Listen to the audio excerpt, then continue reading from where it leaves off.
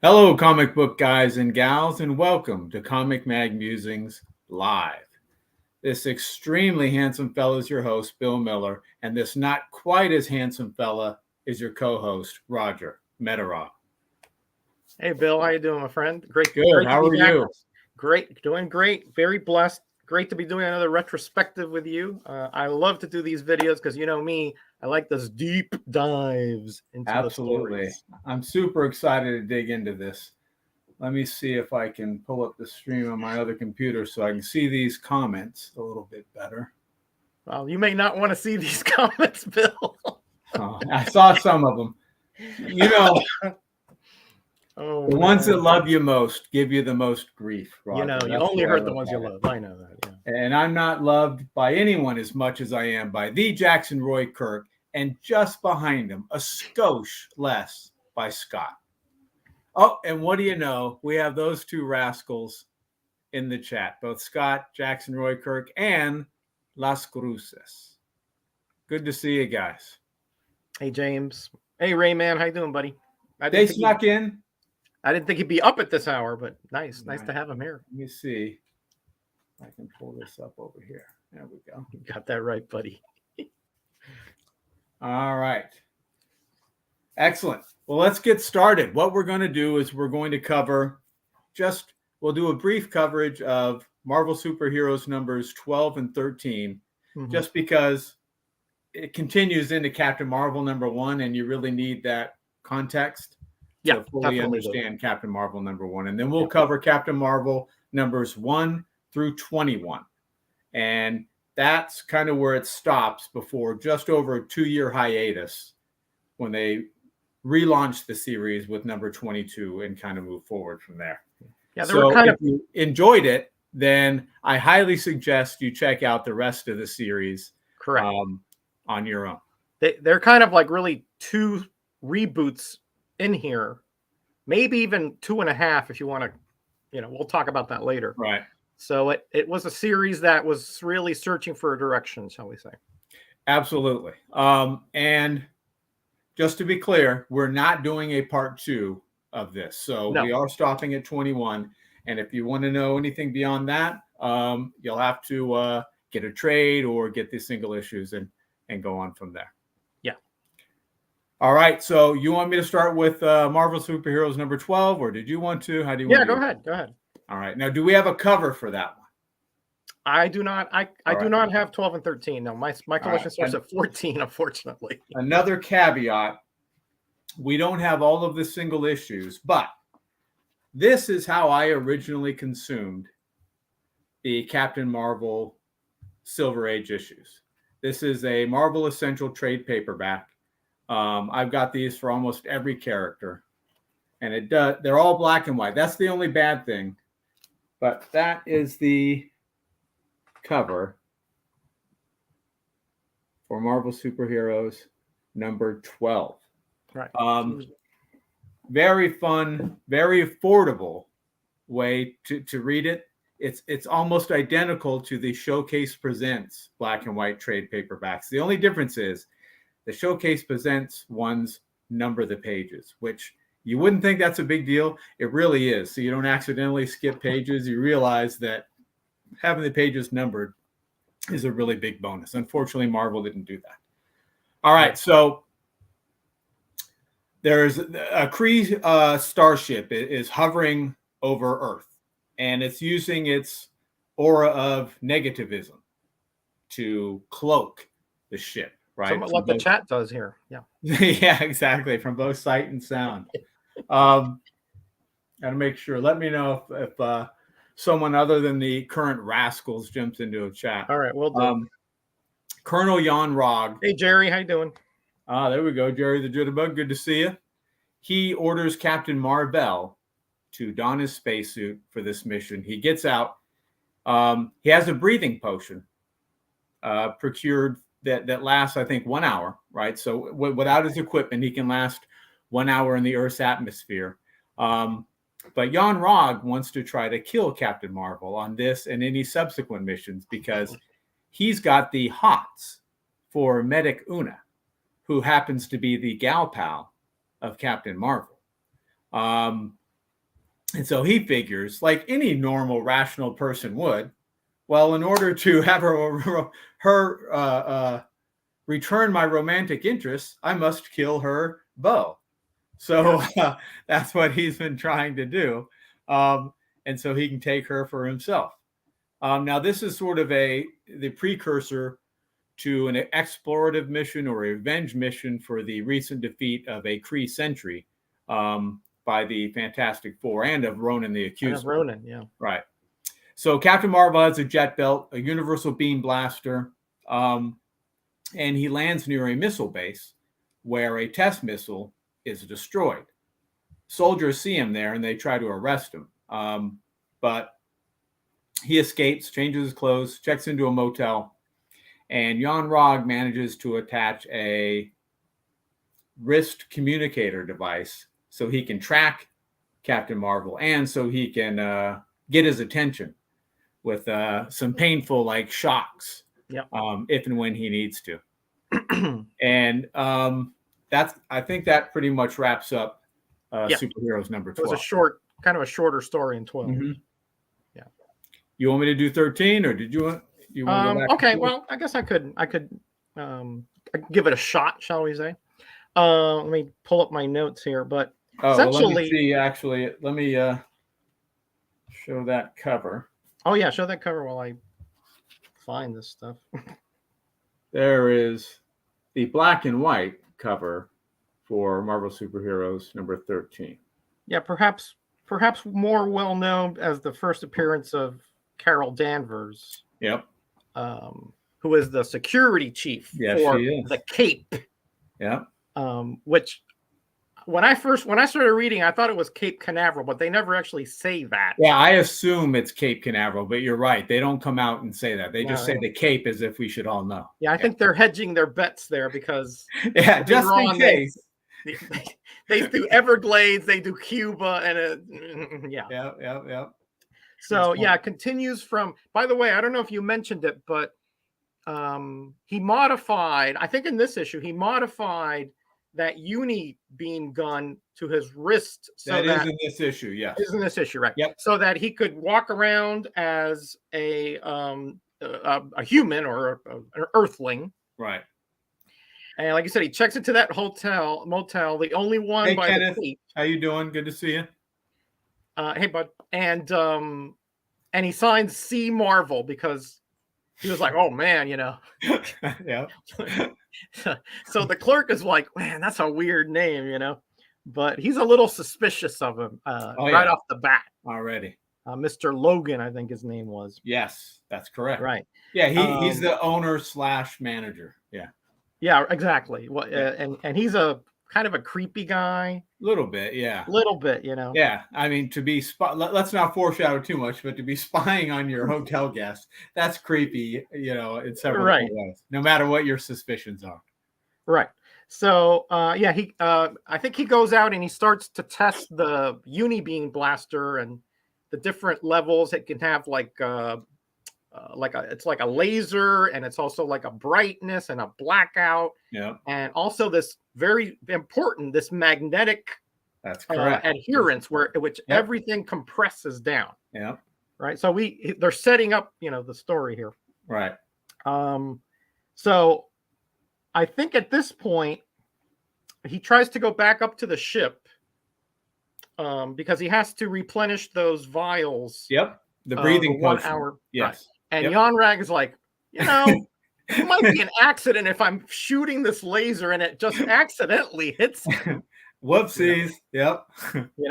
So he does indeed try to do that, but happenstance, just then a plane flies in between and blunts the force of the laser and just sort of hits Captain Marvel and kind of shunts him over to the side.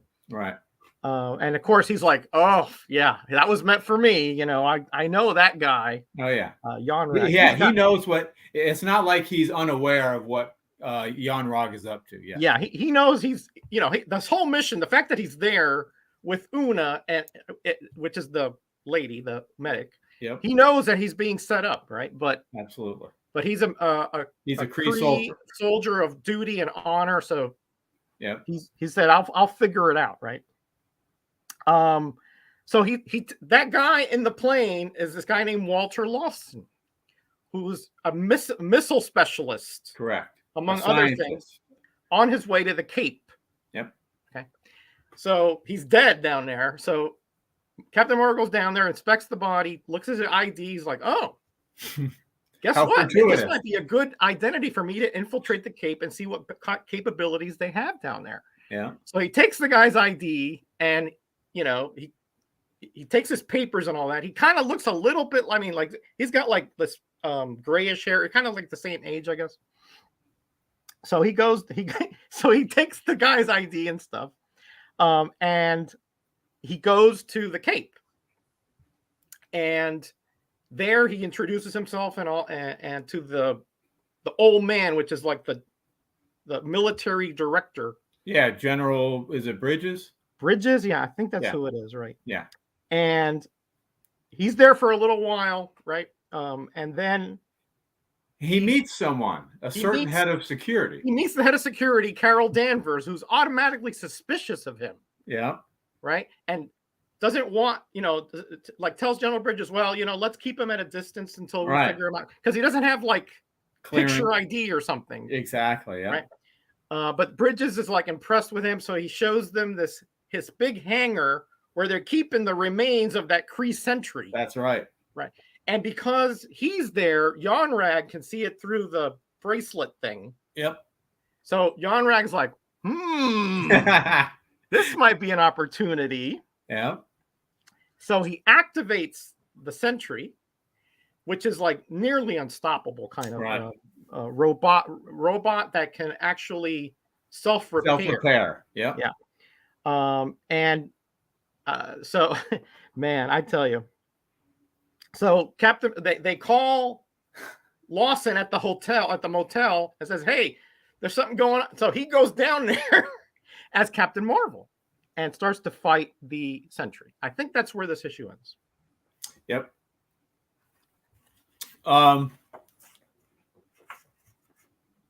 Yeah. I'm still learning to read. No, the black and white is how I originally read it, but I do have the Marvel digital subscription. So I've reread it a couple times since then, a couple times for this show, and that is all in color. It's digital, but it's all in color. So that recently was the first time I had ever read these issues in color. Oh, by the way, that's usually what I do for the retrospectives. I'll look them up on. That's why I'm heavy with Marvel, not so much DC, because you have that. Yeah, because although I do have so many Showcase Presents DC ones that I could always reread those and do those as well. So that's never an issue. But I have hundreds of these trade paperbacks for DC and Marvel. Wow, that's impressive. Bill, maybe we should mention this. The writer is Stan Lee for this at this point. For the first one. For the first one, right? Yeah. The second one, Roy Thomas takes over, right? And Gene Colan's doing the art for the first 5 or 6 issues. Brilliant cover art and interior art. Yeah, good stuff. You want to take number 1? Is number 1 me? If you want to. If not, I'll continue. Whatever you say. That's a juicy one, number 1, though. All right. 1968. This is when the series started. Oh, you have it, right? I actually have. Yes, I do actually have it. Yes. Yeah. So we'll try to show them when we have it. We don't have all the issues. Usually Roger does have every issue, but he can't find some of the. I can't find some of them early ones, right? Who knows if they're not even here anymore? I don't know. But beautiful, beautiful cover, though. Yeah, it is. Great cover. Hey, Alex. Good to see you, sir. Thanks for stopping in. Appreciate it. So, Captain Marvel number 1. Yes, the Sentries can be considered a threat to Captain Marvel's mission, right? To learn about Earthlings. So they start fighting one another. Even though he's Kree, the Sentry's going to fight him if he does anything to try to stop him. Una is Medic Una. She's locked in the ship, locked in her room because, Jan-Rog knows that she might try to do something to interfere and help Captain Marvel, because she's slick to Jan-Rog too, right? He's not very he doesn't cloak his intentions very well between the two of them. But she's getting updates on what's going on from her personal robot. She's getting reports. But Captain Marvel, he's battling this Kree sentry. The hotel manager, meanwhile, thinks that Captain Marvel or Dr. Lawson is a spy, and he's going to snoop in his room, because that's what hotel owners and managers should be doing, right? He could be one of those dirty reds, so you never know. He finds this case, not necessarily briefcase, it's like maybe a cylindrical case. Yeah, exactly. And he inadvertently activates what turns out to be a self-destruct type mechanism within the case. But he takes it with him because he finds it really suspicious and interesting. Ultimately, any damage, and this is known, but any damage to the sentry seems to instantly get repaired by its self-repair ability. So Captain Marvel has his hands full, but he ultimately uses the unibeam, and this is where the unibeam demonstrations previously come into play, to destroy the sentry force field and then deactivate the sentry. He uses the unibeam to force the sentry's body to contract upon itself, the magnetic qualities of the unibeam, right? Thereby just disarming it, shutting it off, not necessarily destroying it, but totally disabling its internal mechanisms is what I understand. Stopping it for the time being, right? Jan-Rog wants Ronan the Accuser to punish Captain Marvel for defeating a Kree sentry and saving the Earthlings. So he appeals to Ronan. Ronan says no, his mission wasn't compromised. He's fine, which pisses Jan-Rog off quite a bit. But Captain Marvel he also tells him that if he messes up the mission, Jan-Rog, that he's coming after him. Yeah, that's exactly right. Yeah.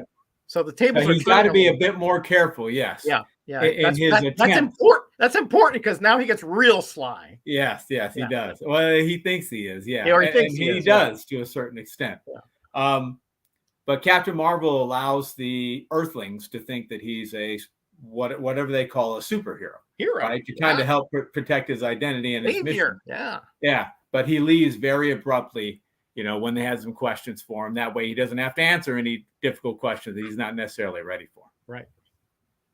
Yeah, good stuff. And, it occurs to me that even though he has studied the history of Earthlings and everything, that he still is somewhat uncomfortable with social relationships. So he's trying to sort of avoid as much interaction outside of, what his persona as Walter Lawson as possible. Exactly. Hold on. We got some rich stuff from the chat. Alex says, I've been watching a ton of scary movies this month. Scott says, I've only watched a few of Bill's videos this month. That was good. I like it. The MF Captain Marvel is Myron Fast for you guys with, very dirty mentalities. That's not another thing. Okay. That's right. Hey, Myron Joe, how you doing, Anachronic? Right. We'll talk a little bit about Myron Fast, and just to give a shout out to Mastodon. He's having a 100th birthday celebration of Luis Dominguez. Correct. I believe that's the week after next, or is it this? Correct. The week after next. Yeah, week after next. And Roger and I should be part of that. That'll be exciting. He has some small connections with Erie Publications and Myron Fast, and that was a shout out to Myron Fast. Yes, this Captain Marvel, kind of his body exploded apart. It was something else. Roger's actually he's either done a video or talked about it during a live stream. I know that because I remember. I did a video about it and how they actually sued Marvel Yes, they did. Yeah. And they actually sold it. But anyway, there was a Yeah. settlement. Marvel actually settled with him because Yeah. he did have a claim to it before. That might be Captain a Marvel video came for out. another day. Yeah. Willie. Yeah. That might I be think it's a good one. Yeah. All right. You want me to take number 2? Yes, sir. All right. So now we don't have the cover. You want to show the cover real quick because it has the Super-Skrull on there. I don't have 2, but I'll show it. Show the black and white. So interestingly enough, all this action on Earth has now gained the attention of the Skrulls, which are the mortal enemies of the Kree. And they have like this long range telescope radar thing. Yeah. And so the Skrull Emperor sees that and he's like, what are they doing on Earth? What is that? Why is there battling Dvorak the 7th, right? Dvorak the 7th, right? Yeah. Yeah. So he's like, something's going on there. I got to find out what it is. So the Super-Skrull was exiled because he lost to the Fantastic Four previously. So he's like, what do we got to lose? We'll throw this guy. He's a exile anyway. He's disposable. Go down there, find out what they're up to, find out if there's anything going on that we can. Yeah, after his last defeat by the Fantastic Four, he was exiled, right? He was exiled, right? Super-Skrull, yeah. And he has all the powers of the Fantastic Four, in case you're not familiar with the Super-Skrull. So he's called Russ, up good to see you. Hey, Joe, thanks for stopping in. We appreciate it. Yep, sure do. So he's called back to the Skrull throne world, and he goes back up there in front of the Emperor, and he's like, "Listen, you go down there, find out what they're doing. You can kill Captain Marvel, but find out what's going on. See if there's anything. And oh, by the way, the Emperor's daughter is lurking in the back." And so he says, "If you do this, the Emperor now, I'll give you anything you want other than my throne." And he's like, that Skrull princess looks pretty good. Yeah, yeah. So he's thinking this. He didn't tell him that. Right. All right. So he's like, now I got motivation. Right? Anel. Right. Now I got motivation. Nothing's going to stop me from getting down there and taking care of this guy, figuring out what's going down there. So he goes. So, like you said, by the way, at this point, the little sideline, the hotel owner is going to the Cape because he says, well, they might want to know what's on this little thing. That's right. He might be a traitor and they might know, the whole thing. Yep. Right? Yep. All right. So, when Captain Marvel was lost and goes back, he's like, oh, it's missing. It was under the bed, Yep. So he's like, I bet you he's going to take it to the Cape. And, so he's going after the clerk, Logan, just as happenstance, the Skrull ship comes down there and attacks the guy in the car, and the guy's falling down, it's, one of those Marvel coincidences, Yeah. So now, he kind of saves the clerk, but he's kind of like in a coma, right? So I think the soldiers come in an ambulance to take the guy away to the base or the Cape or a hospital or something. To a hospital, yeah. So then, after that happens, Captain Marvel's like, okay, I got to see what's up with this guy who did this, and it's the Super-Skrull. He didn't know initially, but now he does. Yeah. But of course, the Super-Skrull is super duper powerful. All the Fantastic Four powers. So he initially kind of wipes the floor with him, and gets knocked out. And Jan Rog sees what's going on, by the way. Correct, because remember, he's got the thing, the bracelet thing. Yes, right? He doesn't interfere. Yeah, he's like, hey, this is an opportunity. I could have lasered the guy, but I'll let him take care of Marvel, and then I got the chick, for myself. Exactly. All right. So he Super-Skrull takes the Captain Marvel to his ship to interrogate him. He's got some kind of mind probe, probe or whatever, but so he finds out what his actions are, but he doesn't really know. That's in 3.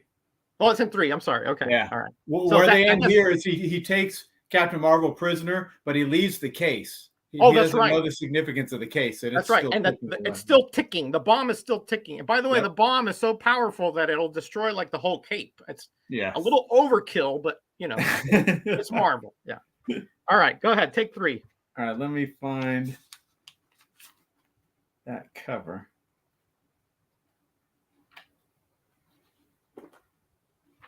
I may run into other issues because in my mind they're all like one story, you know. Right. So you have to stop me there, Bill, like you did.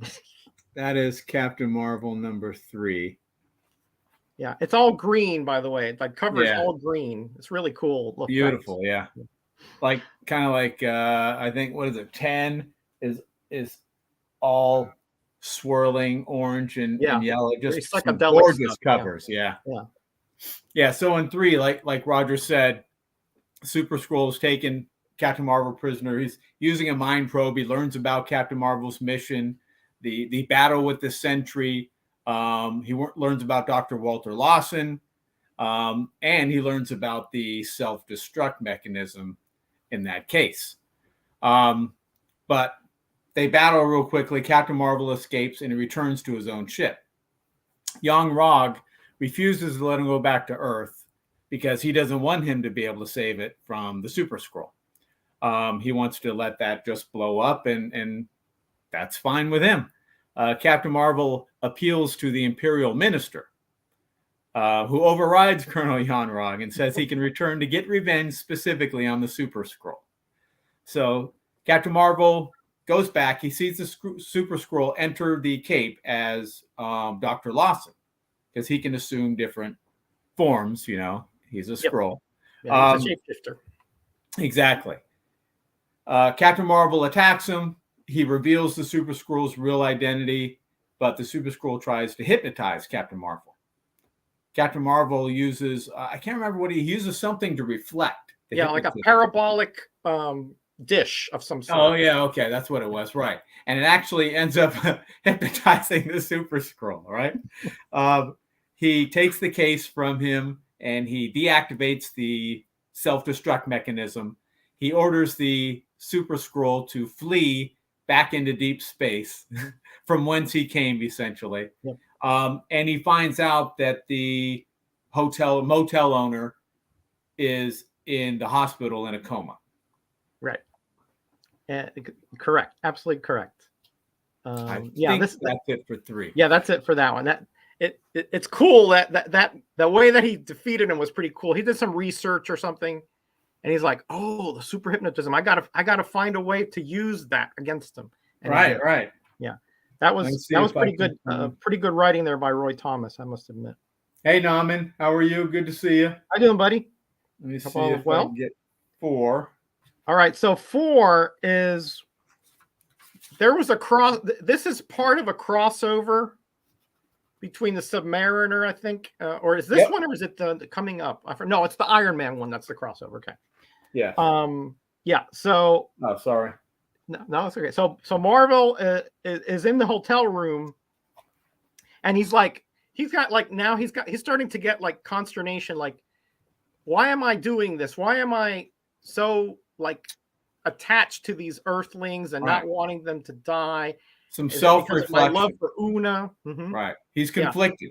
Yeah. He's conflicted, very conflicted. But he's trying to do it in such a way where he doesn't disregard orders, but he doesn't have to kill anybody or endanger the planet. Okay.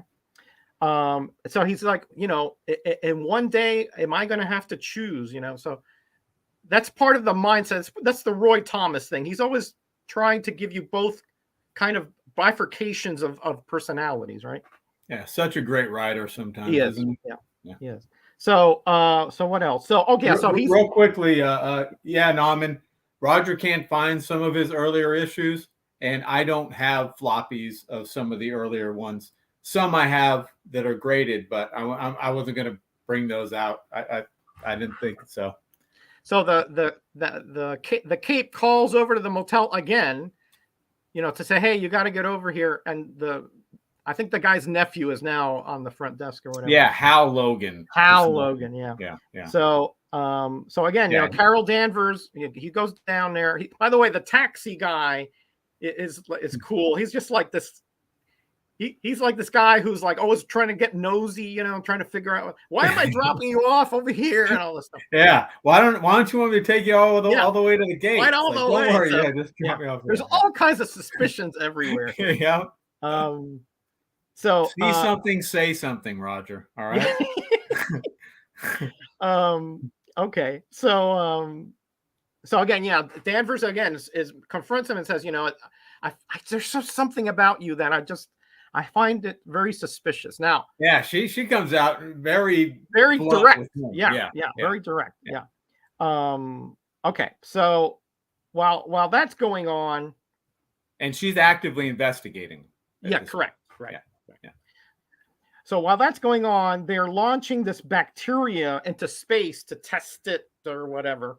Right, to see how cosmic rays affect the bacteria. Cosmic rays affect it. Yeah. Right. And of course, they launch it, and I think Ron Rag does something to take it off course, and it falls into and diverts it into the ocean. Yeah. Into the off of New York, the coast of state of New York. Right. Yep. Again, Jan Rag is like thinking, okay, this is something I could use to kill Captain Marvel. You know. Exactly. Dude, man, this guy is just what a piece of work he is. He is something. So the Cape knows about it, so they send a team down there, including Lawson, which is Captain Marvel. Correct, right. In a recovery ship, to recover the rocket before anything happens to it, right? Yeah. But of course, Submariner is in the area, and he's now trying to make up for his violence against the surface world. So he's trying to see how he can help out and sort of, you know, make his character a little bit more palpable to them, right? Yeah, and he was on his way to see Reed Richards, to see if he can help him locate Destiny. Right. Yeah. Right. Yeah. Because Destiny, that's a Submariner subplot, but he took over Atlantis and all that. Yep. Right. So he's like, okay, so so while he's down there looking, the Captain Marvel goes down there as well, you know, because now he knows that there's going to be something that will release the stuff, okay, right. The bacteria. And of course, Submariner is thinking, well, I want to help too. And Captain Marvel's like, listen, just get out of here. I'll take care of it. And he's thinking, this guy is the villain. Right. So I want to help the surface world, of course. You know how that works. In Marvel land, there's always those conflicts of miscommunications. Absolutely. Whatever. And the people think that Submariner is the villain. They think that, right. right, exactly. Okay. So by doing this, by Captain Marvel fighting Submariner, thinking Submariner's the hero, he's convincing his superiors, Youngrad, that he's trying to, because he was, you know, he's supposed to be aggressive here, you know, he's not supposed to save anybody, right? So he lets Submariner, he kind of hits him, and he falls back on this mechanism so that the stuff will explode the whole rocket and evaporate. Or that's not the correct word. Disintegrate, I guess. So do away with the bacteria. Yeah. So, you know, so he kind of throws the fight. He throws the fight, right? Yeah. Exactly, right. And then, you know, and then you know, he feigns being defeated, and he lets the Submariner go off, and you know, everything is fine and dandy for this issue. Next one is 5. We have 5. Correct. That one. There it is. That is Captain Marvel number 5. So, surprise, Captain Marvel is put on trial by Jan Rag for letting Namor win the battle. Ronan says, you know what? I'll allow Captain Marvel to be judged on his future actions, not what he's done in the past. I want him to kill Mr. Logan, the motel owner. Captain Marvel says, I would, but don't you think that would attract unwanted attention to me and my mission here? Why don't I just erase his memory? Ronan says, okay, good enough idea. So that's how he kind of gets around that. Exactly. Now, there are some communist agents that are plotting to capture Dr. Lawson. Obviously, they don't know about his death. And they want to use a super-powered metazoid that has the metabolism of like 50 men. Yep. Captain Marvel is being questioned about his activities as Dr. Lawson by Carol, and I think the FBI are starting to get involved. Mm-hmm. He goes to the hospital where he knows Dr. Lawson. Captain Marvel goes to the hospital where he knows not Dr. Lawson, but Mr. Logan is being held to complete his mission. But while he's going there, he's attacked by the metazoid.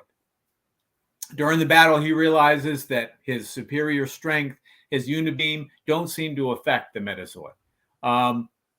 What happens, though, is that he ends up exposing the metazoid to X-rays, which destroy the robot. I mean, it didn't kill it. It's a robot.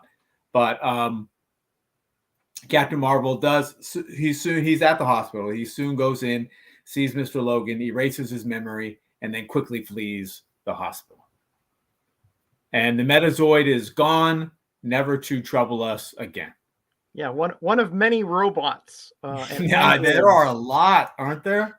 They're just every other issue. There's some other robotic being or semi-robotic being or something, you know. I don't know if they were really trying to push, keep a connection to a science fiction aspect of it. Yeah.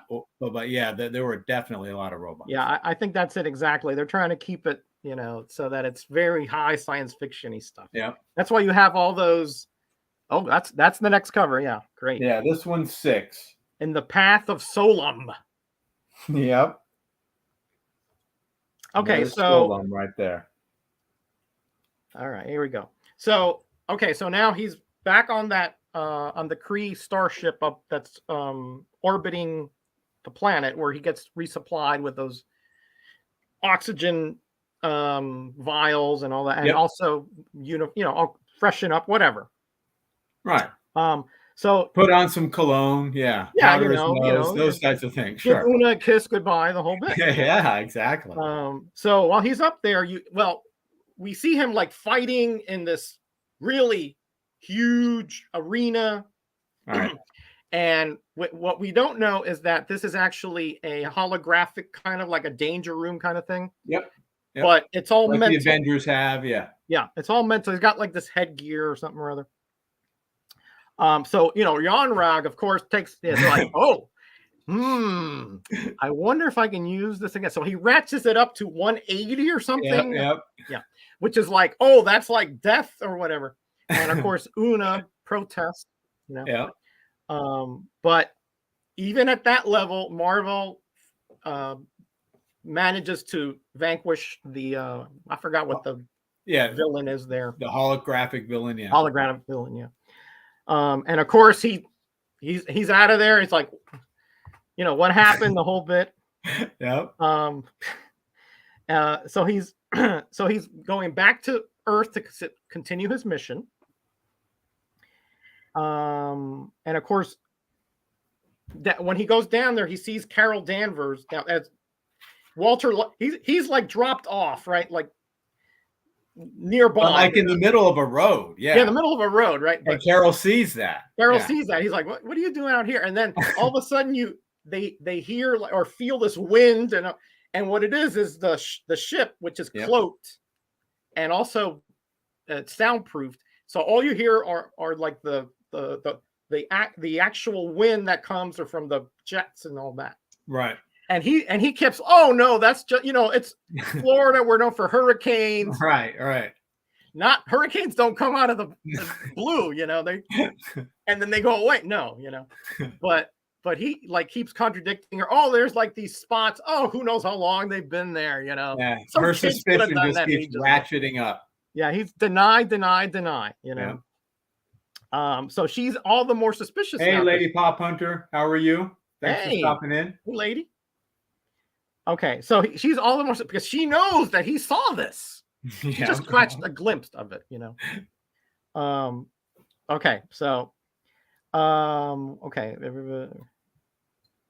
Okay, so he goes back to the Cape where this other doctor, what's his name? Lundquist. Dr. Lundquist. Yeah. Norman Lundquist. It has this solar amplification light cannon thing, which is a huge, almost like a huge telescope kind of thing. Yeah. And as Lawson, he's there and he's like telling him, hey, this could be dangerous. This have you thought of all the different possibilities of it failing and creating catastrophe? He's like, why are you doing this? Are you questioning my scientific integrity? Right. And so that makes Danvers even more suspicious, right? Yeah. I mean, it's like one thing after another.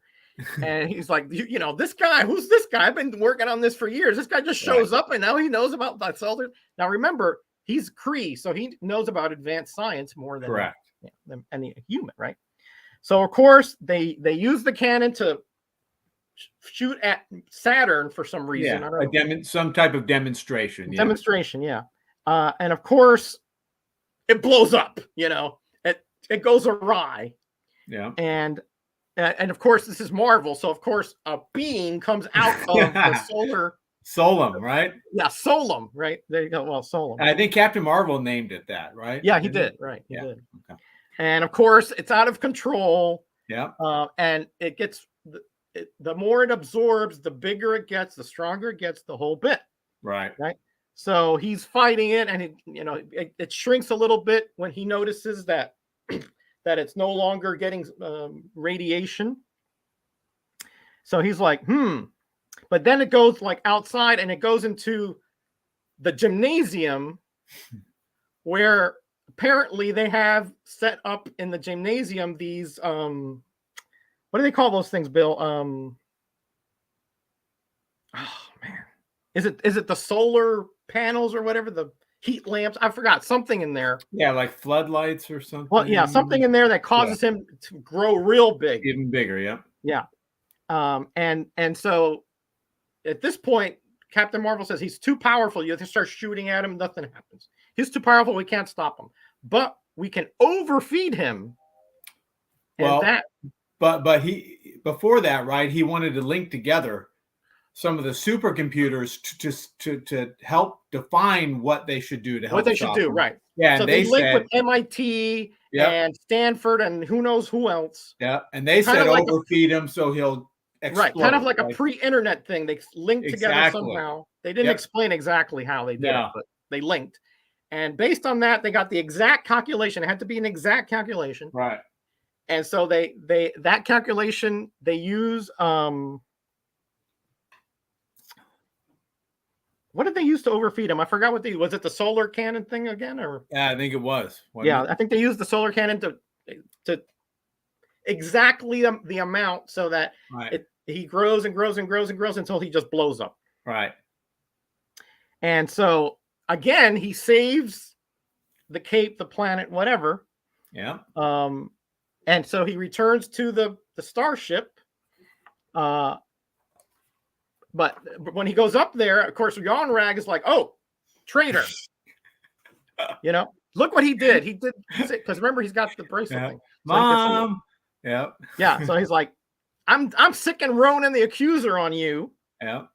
And that I think that part stops there, but then what there's a little part that comes back down. Quasimodo was a Fantastic Four villain at this point. Yep. Got his attention because of that melding of the computers. That's right. He found out, there's something that can help me. That's right. Control everything, all kinds of mechanical things. I'm going to find out what about that supercomputer. Yep. And that's where that part ends. Yeah. All right, number 7. This is issue 7. You got it. Quasimodo I-beam on him. That's right. Um, so Captain Marvel's transported or teleported to the Kree homeworld. He's put in the truth chair, and he's set on trial by Ronan for destroying Solam or Salam. He convinces Ronan that he destroyed him to protect his mission. Ronan accepts this, but in order to prove his loyalty, he orders Captain Marvel to unleash a virus on an Earth town. And that's his side mission, if you will, or his submission. Right. That's to prove his loyalty, so that because he hasn't killed anybody yet. Correct. Yeah. And he's a Kree warrior, and that's what they do. That should be immaterial to whatever his mission is. Remember, we're like insects to them. Correct. You know, it's like you squash a roach. We don't think anything of it. Yep. Now, meanwhile, Yon-Rogg attempts to kill Carol with one of the Kree weapons because he knows that Captain Marvel will rush in to save her. Mm-hmm. And there is a method to his madness. He wants to make Una jealous. He figures, well, if I can drive a wedge between the two, even if I can't kill Captain Marvel right now, or even if I ultimately am able to, if I can drive a wedge between the two and drive them apart, all the better for me. So he does that, but as Captain Marvel goes down, he's like, hey, you know what? I want to investigate this loss in character as well. I can start looking into him. Can I get some of the information on him? And Carol gives him the set of fingerprints that she has on file. Yeah, so he can match his prints to that and kind of further cement his identity, so his cover doesn't get blown, because he's constantly, at least in the back of his mind, he's worried about that, right? Yeah. Especially when it comes to Carol. Yeah. You're right. He should be. Quasimodo attacks the Cape Canaveral or otherwise, whatever it is, because he wants to get some of these linked computer systems. He managed to bring a lot of the machines to life, to animate them, bring them to life, and Captain Marvel rushes in to battle them. The battle moves to a nearby theme park or amusement park that's set up like a late 1800s town with animatronic people in 1800s dress. Think Westworld, right? But gay 90s. That's exactly right. Yep. So he's able to defeat Quasimodo, and he unleashes the virus on this animatronic town, because from the viewing vantage point of Ronan and of Colonel Yon-Rogg, it looks like he did exactly what he was told to do. And it really pisses off Yon-Rogg because he completed his mission. But he takes solace in the fact that his plan to make Una jealous seems to be working. Yeah. Is this where Carol kisses him at the end there? I think that's the next issue. Next one. Okay. Yeah. That was pretty clever when he, like, at the same time that he knows that he took down Quasimodo, that the machines would collapse. Yep. He released the virus. He releases the virus. So very clever. By the way, now it's being written by Arnold Drake. That's right. Correct. Yep. Who I, as far as I know, this is the only thing that I remember him writing that I've read. Arnold Drake. Didn't he create Guardians of the Galaxy and Doom Patrol? Oh, you see, I haven't read Doom Patrol in a long time. Yeah. I think he was co-creator of both of those. Okay. And Don Heck is doing the art now. Yeah. The artists change here, then the writing teams change a lot, unfortunately. Still Gene Colan doing, I think, most of the covers. Yeah, he's still doing the covers. I do believe, yes. Yeah. Actually, I think that one is. This is a Colan cover. That's a Colan cover. Yes, it is. Correct. Yeah. But you're right. Don Heck with the interior. Don Heck with the interiors. Yeah. Yeah. And we have that greenish spot right there. Someone was kind enough to X that for me. Oh yeah, isn't that nice? Yeah. All right. So now when we open up, we see another race who are enemies of the Kree, the Akan, I think they're called. Yeah, I always said Akon, but maybe they are Akon. All right, Akan, whatever. And this potato, right? And this is a freighter, like a. Hey, Chris, good to see you. Hey, bud. And so they discover, or they through their sensors, that Kree starship is hovering around Earth, and they're like, what's going on? Yeah. Yeah, that's kind of odd. Why are they on this backwater world, Yeah. And they're by the moon, so they can't be detected. They land on the dark side of the moon. Dark side of the moon, okay. Yeah. But apparently they did get found out by the Kree. They found out that they're there. And so Yanrag is like, hey, he finds an opportunity to up his status. Let's go and crush that freighter. Absolutely. Yeah. And Captain Marvel's like, hey, what honor is there in crushing this thing? I mean, they're not a battleship or anything. Right. He's like, don't question me. You do whatever I say, or you're a traitor. Yeah. So so he's like, well, all right, I guess, I don't have a chance. I don't have a choice. So they go to the moon down there, and I think they had to land. The Akan had to land to repair the ship. Correct. Because it got damaged, not due to anything they did. Right. It was something else. Due to space travel, yeah. Space travel, yeah. Space travel is dangerous as it is, right? Yeah. And during the battle, Yanrog is injured right by Captain Marvel, like really badly injured. So, of course, Captain Marvel, if it was Yanrog, he'd let him die. But no, he saves him, and he kills the Akan commander. Correct. To save him, Yeah. And then at that point, they just both take off because, they got both their commanders are injured. So Marvel takes temporary command of the vessel. Yanrog is now in a coma or unconscious or whatever. Right. So he's like, you guys he's okay. He's going to be okay. You guys take care of it. I'm going to return to Earth and continue my mission. So he goes to the home of Walter Lawson. Yeah. Not the hotel, but his actual home, which is, I don't know where. Somewhere on a cliff face, I think. Right. And when he goes there, he's like, hey, this is a swanky place. For a professor. Yeah, he's got a lot of money. Yeah, I mean, the alarm bells start going off at that point. So he's like looking around, and he finds a secret lab. Like he finds like this helix, except that there was two atoms out of place. So he puts them in place, and it opens. Of course, only scientists or whatever would know. Correct. Yep. Or whatever. Opens a secret entrance to a lab. Right. Right. I mean, this is a huge lab. I mean, massive cavernous lab. And in there is a mold for, guess what? A robot or an android. Surprise. Some kind of humanoid, thing right. there. Yeah. So while he's in there, he's attacked by these two guys who are part of the organization, I think. Yep, that's right. Who apparently commissioned Lawson to make this indestructible robot for them, so they can use them as an assassin and all that. CyberX, right? CyberX, right? Yeah. CyberX. They start tussling, and eventually, Captain Marvel gets the best of them. They escape, but he manages to shoo them off, shall we say? Well, didn't their escape vehicle crash? Yeah, that's right. Right. Yeah, that's right. Yeah, that's right.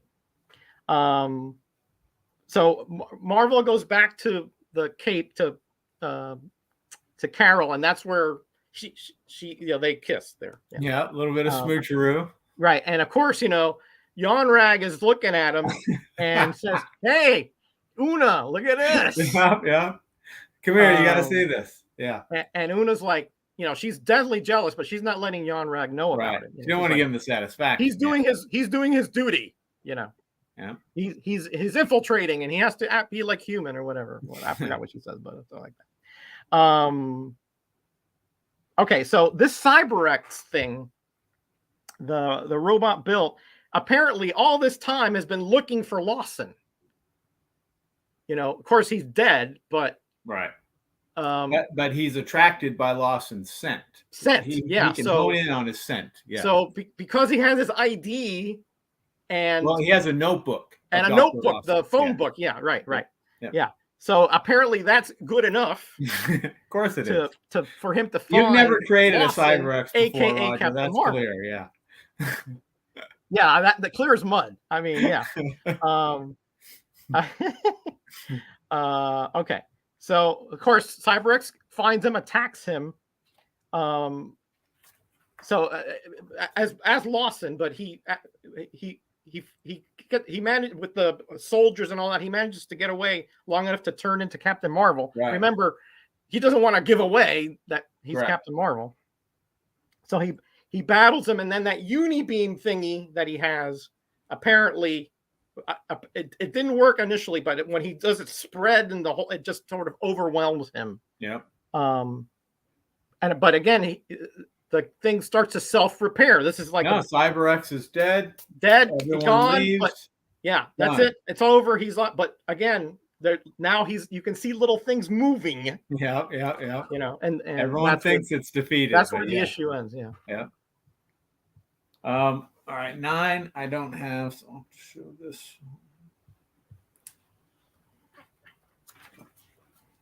There we go. This is issue 9 right here. Yeah. There's the cover.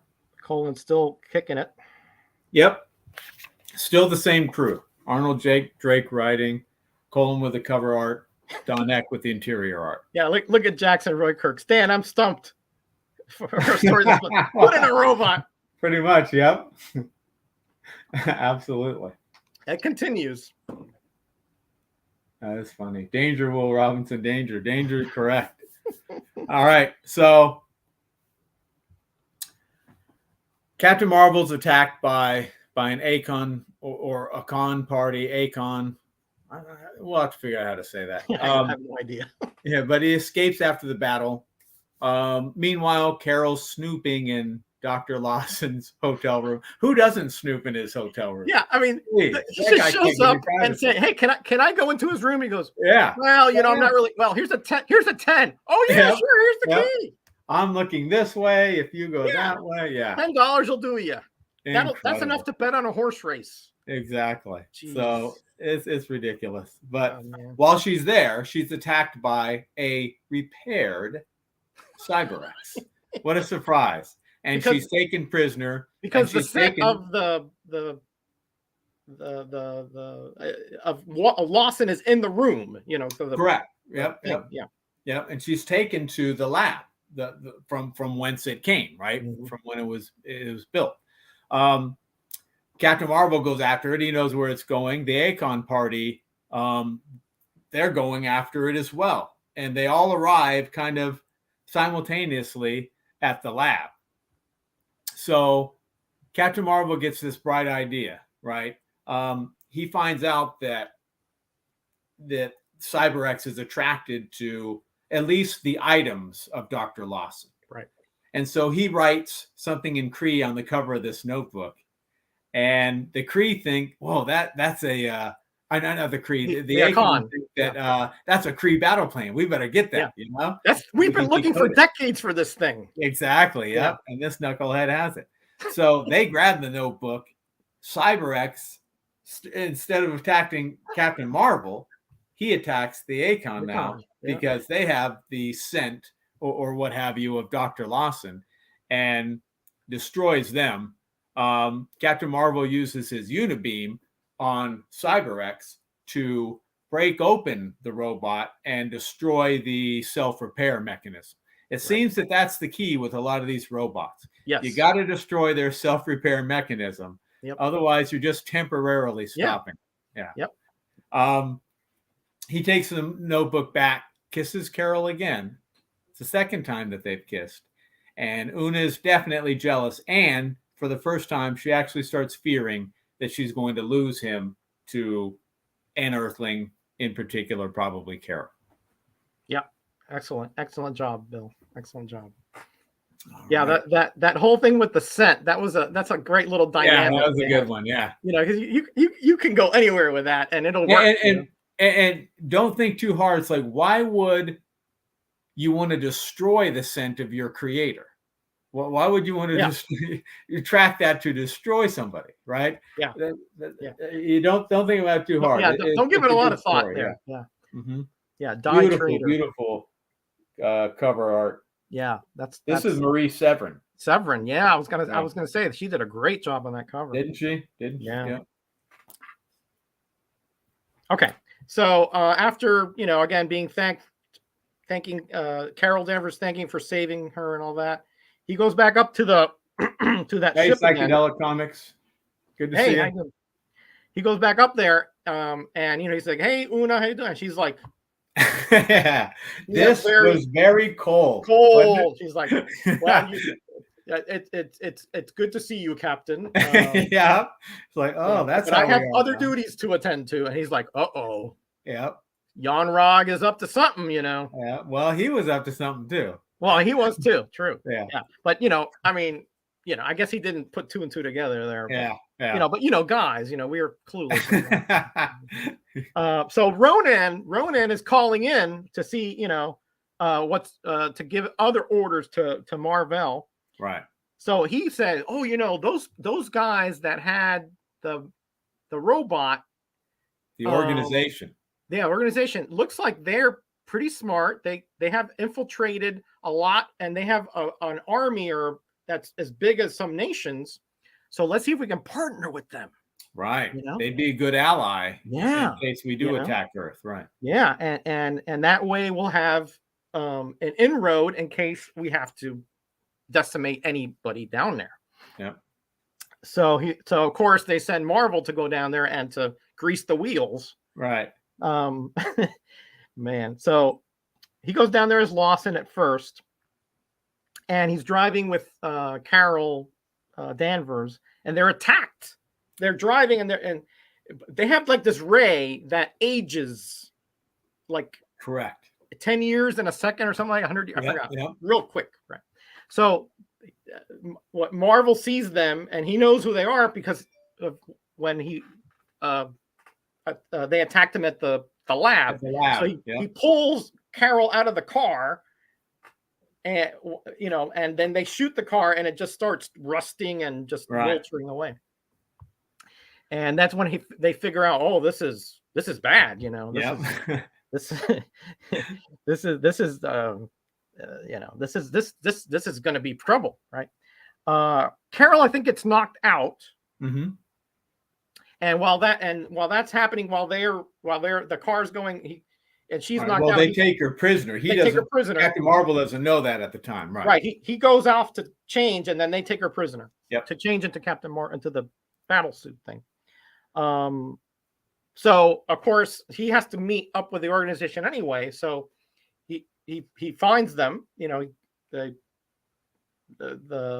lair or whatever, and he goes down there because they say, hey, if you don't show up, we're gonna kill her, right? Right.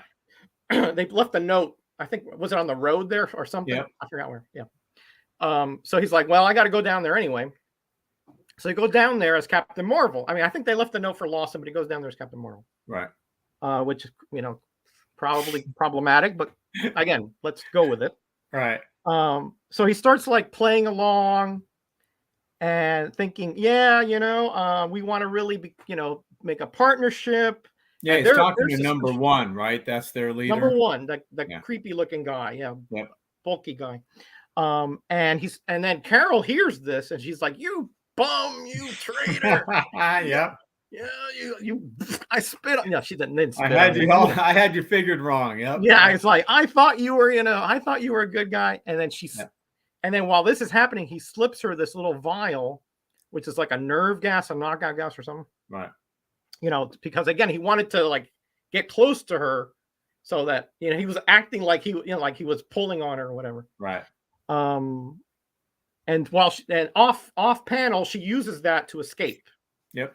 And now once he knows that, he turns on number one. The organization, right? And he's like, "Okay, I got you." Captain Marvel says, "I got you," but apparently number one always has an escape plan. So he has like this thing that comes down, and then the other troopers come around, start fighting, and he's got that aging ray. and he actually gets Captain Marvel with it. He's using it on him, yes. Yeah. So I mean, he's aging 10 years a second. So Captain Marvel's like shriveling there.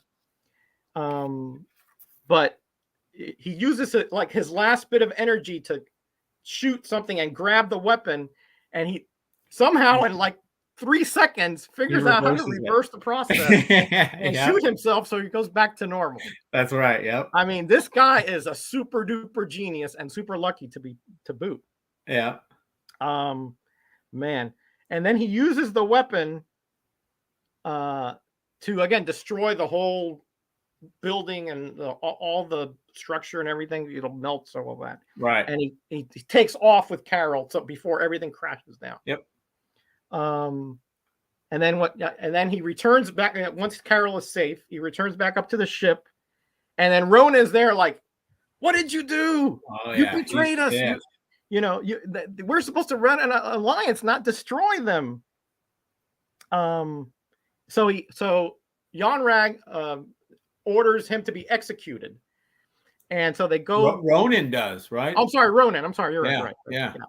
But I think it's carried out by although they don't really want to, that the other members soldiers. Of the crew. Yeah. Yep. Okay. So and so there's like a firing squad kind of thing, and then Una manages to go down there. Yeah, because they're on Earth at this point. They're on Earth. They're actually they had to go down there for land or down there. Yep. So Una goes down there, but she's knocked out. And when she awakes, she's seeing the guy at the firing squad, and that's where the last panel there ends. Right. He's about to be executed, even though they're having they're like, oh boy, this is weird, that we have to shoot our own guy. Right. But they're following orders because he even tells them, you have to follow your orders or else you'll die. This is number 11. Number 11. Cool. And that is Barry Windsor Smith. Barry BW, yeah. BWS. I think the only one he did. I think he did the next. Didn't he do the one with Iron Man too? Or no, I'm thinking of something else. No, I don't think so. No. Who did the one with Iron Man? That was Romita. We'll know when we get there. Isn't that Romita? Could be. Yeah. All right, but for this one, Dick Ayers does the interior art of this one. Mm-hmm. Still written by Arnold Drake. So the Kree soldiers. Anyone new in? All right. The Kree soldiers. Right when they're getting ready to shoot Captain Marvel, what do you know? They're attacked by an Akon party, right? And so they start battling. Unfortunately, Una gets injured in the battle, pretty seriously injured. Captain Marvel sees that. He grabs her and flees with her. He commandeers a rocket at the Cape, Canaveral or otherwise, because he wants to fly her to the Kree galaxy to try to save her, because they have advanced medicine, science that they obviously just don't have on Earth. Unfortunately, the trip takes too long, and Una ends up passing away. Yeah. Captain Marvel buries her on an asteroid, and he returns to Earth because she was down there because of Yon-Rog. So he is hell-bent on getting revenge against Yon-Rog. And that's very important to the arcs of the series, at least the theme, the overall theme of the series for quite a few issues going forward. Mm-hmm. But Yon-Rog intercepts his ship, and he ends up thrusting Captain Marvel into deep space. Slate shots him. Yes, exactly. And he's there for months. Yeah. Right. He ends up bouncing around, finally landing on a planet that's the home world of a god called Zoe. And Zoe ends up giving Captain Marvel some new powers. He gives him super strength, the ability to teleport, and the ability to cast illusions. And he says, hey, you know what? Let's make a deal. You can have these powers, and I will let you get the revenge you seek on Jan Rog. But at some point, you're going to have to do my bidding. There's something I want you to do for me. And Captain Marvel says, sign me up.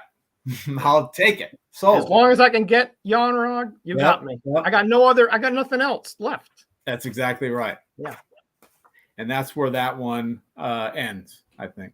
Yeah, he's so distraught and grieving about Una that he doesn't really care what happens to him at this point. Correct. So yeah, he was very. By the way, Zoe, I was thinking, is Oz spelled backwards? Yes, that's exactly right. Yep. Yeah. So I was thinking, I wonder if someone else is pulling the strings. Not everything is as it seems, perhaps. A little clever little thing there by Mr. Drake. Absolutely. All right. So next one, can you show them? 11. I don't have 11. Number 12. 12. Oh, 12. Okay. Yeah, we just did 11. The Manslayer. Who happens to be another robot. There we go. We haven't seen one of those in 2 issues. Exactly. And there is the Manslayer. Yeah. All All right. right. So he's got like all these new powers, supposedly by this supreme being Zoe. Hey, Darren, good to see you. Lead Paint, thanks for stopping by. Guys. So the first thing he does, he wants to get Jan Rog. First thing he does, though, he goes back to visit the body of Una. Yep.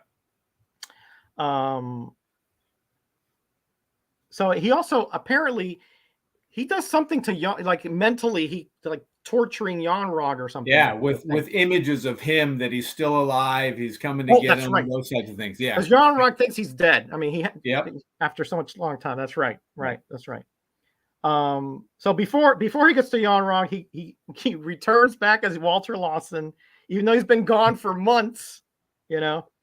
But of course now he's like wanted because they think he's a spy. They don't know what to think. He's been gone so long. You know, they just disappeared, you know. Yeah. So they're like, he's like, oh, you're under arrest. We have orders the guards there to arrest you.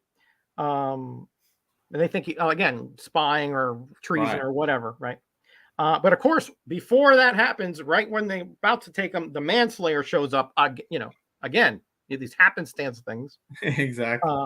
And created by communists. Yeah.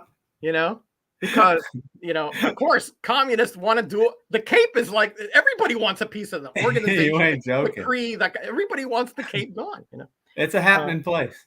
It's. I tell you, man. I mean, I wouldn't go within. I'd 10 miles of it. If I was, Yeah. So he uses his new powers to distract the soldiers while they're fighting that Manslayer guy, so he can go change. Yeah. Captain Marvel. And while this is happening, you see the Black Widow in another place. Elsewhere in Russia. Yeah. Is it in Russia? Uh-huh. Okay. And she's trying to get into this room where this guy is in there. And she has him at gunpoint. Finally, he goes in there at gunpoint. He's controlling the Manslayer, apparently. Correct.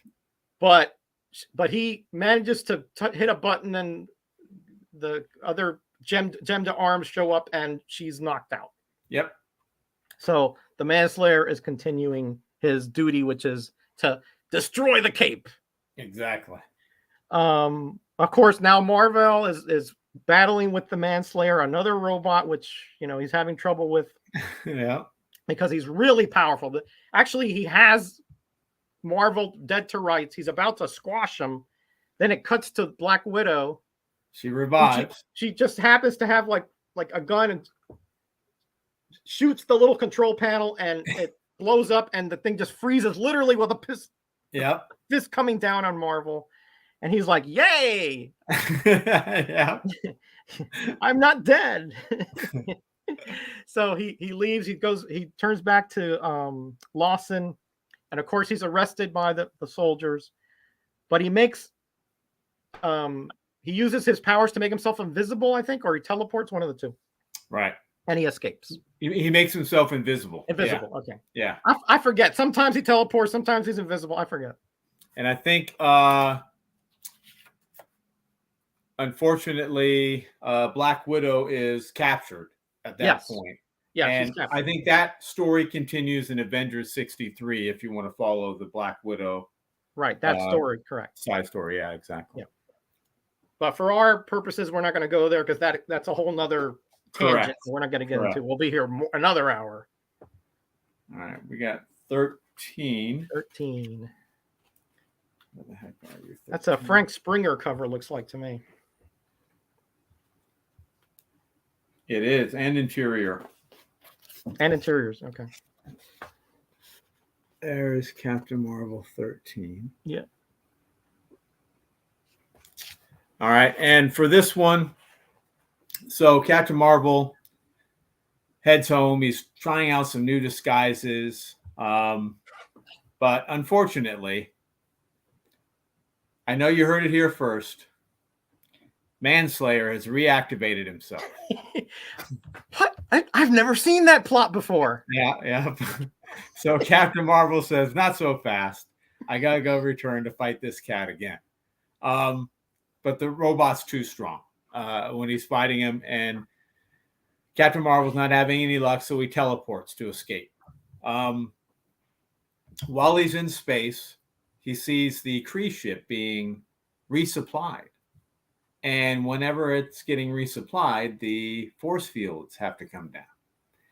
So he managed to sneak aboard the Kree spaceship, and he injures Jan Rock. But he's unable to finish the job because he has to return to Earth to save Carol from the Manslayer. Now she's being threatened by the Manslayer. So he could only take a temporary timeout and injure Jan Rock, but he couldn't get his ultimate revenge.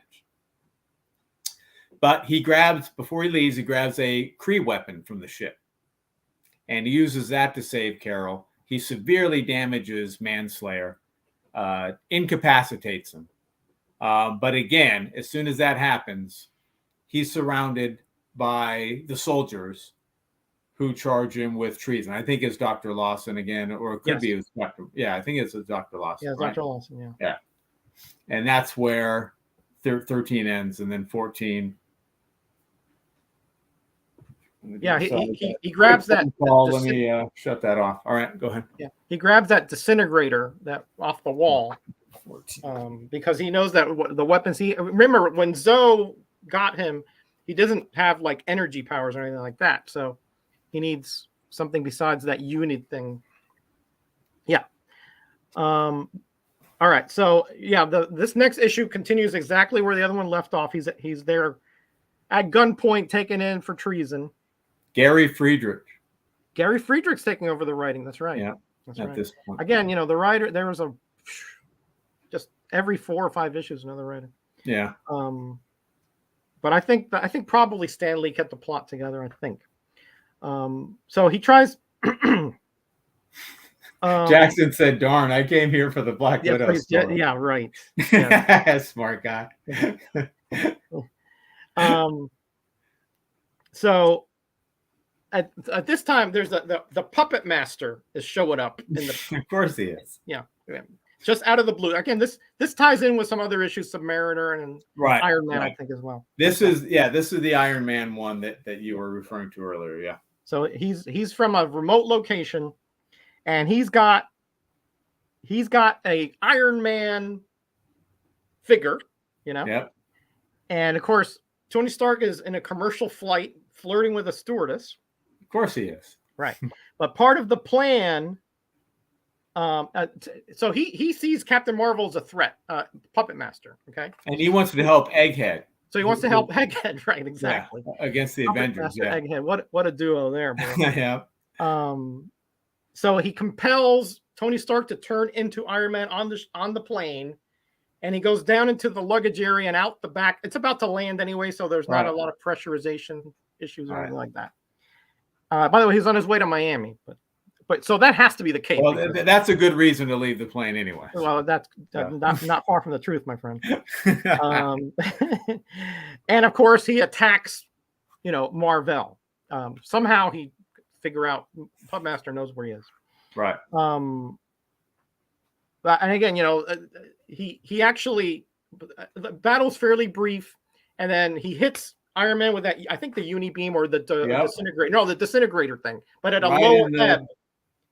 At a lower ebb because it fell and it changed the settings. So Yep. but he's like or prone there, and tries to figure out. He's like, well, I don't think that did it.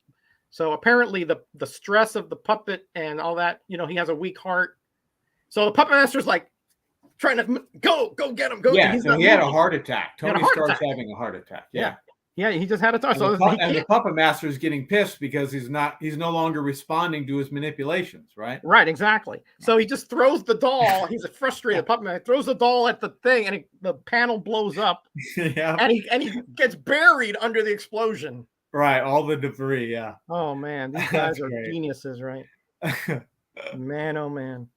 So again, now that all the ruckus is done, the soldiers again have him at gunpoint, but he teleports away. This time he's like, I'm not dealing with this. I'm getting out of here. And then Zoe, says, hey, I need you up here. It's time for you. No, I'm sorry. He just tells him, you have to complete your mission. You have to get Yonrog. That was part of the deal. Stop doing all these little side things and just get them. That's really suspicious, by the way. Well, yeah. But I think he's saying your time is up, isn't he? Yeah, he's like, yeah, that's it. Right. I want you to get him so that you do my bidding. But he's like, you haven't gotten revenge on him. You got all this other stuff. Do it. And that's where it ends. All right. Let's see. Which one do you have? I do not have 15. No, I have 17 and up. Gotcha. Okay. I don't have 15 or 16 either. Here's 15. Yeah. I like that one. Yeah. It's like these bright yellows and reds. Really cool. Yep. Marie Severin cover on that one too. Yeah, she did a great job on that. Tom Sutton with the interiors. Art. Yeah. Mm-hmm. So Zoe ends up showing Captain Marvel what's going to happen to the universe if his will isn't done. He says that the followers of the Kree god Tambor have built an idol to their god, which uses a magnetic force that's ultimately going to destroy the entire universe. So Captain Marvel's like, oh, that's horrible. Of course I'll help and do whatever you tell me to do. Mm-hmm. So he's transported to his birth city, wherever he was born on Kree, and he steals a ship and he flies it to the area of the Tambor worshippers. He allows himself to be captured because he wants them to take him to their headquarters. Right. And I think that's essentially where 15. Yeah, I mean, there's a long sequence with Zoe. I'm sorry, Zoe. Yeah. And he's like, why? If he's so powerful, why is he sending me? Oh, there must be a reason. He's like questioning things, right? Right. He's starting to realize that not everything makes sense. Yeah. But he doesn't know that. He also thinks there's the possibility that they just know more than he does. He does, right? Yeah, exactly. Right. Yeah, because he remember when he was questioning him, he showed him, like the wonders of the universe and right. all these different, like this guy is all powerful. Right? Yeah. Right. Yeah. So keep that in mind for later. Okay. Yep. So yeah, like you said, he was taken prisoner by the Tambor zealots or whatever those guys were. But obviously he could have gotten free at any time, and once he's in there, he gets free, releases himself, right, and tries to destroy that big. It's kind of like an idol kind of thing. Correct. Yeah. Yeah, but it's really a magnetic device of some sort that, like Zoe was saying. But then, guess who shows up? Ronan shows up while he's about to destroy it. Yeah. And he's like, I'm going to, you have betrayed me. Oops. That isn't good. Well, we'll let Bill pick up the pieces there.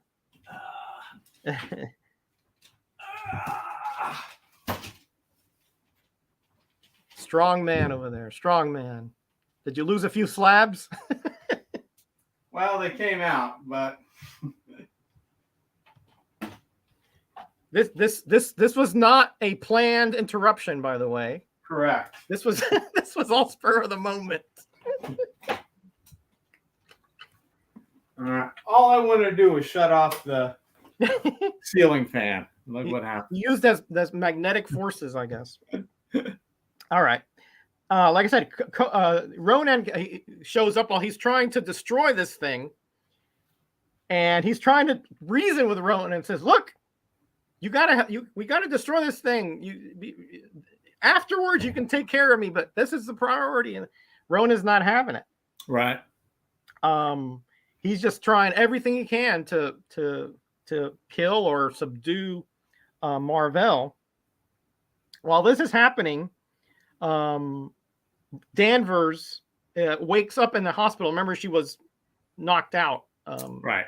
You know, and these FBI agents show up, and they're like, "We're suspicious about this Walter Lawson guy." Lots of questions. Yeah. Lots of questions, and she's like, "Yeah. Oh, now you guys are." So, but while that's happening, they go back up.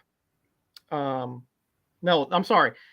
The Supreme Sentry then transports Mar-Vell to the planet Hala, their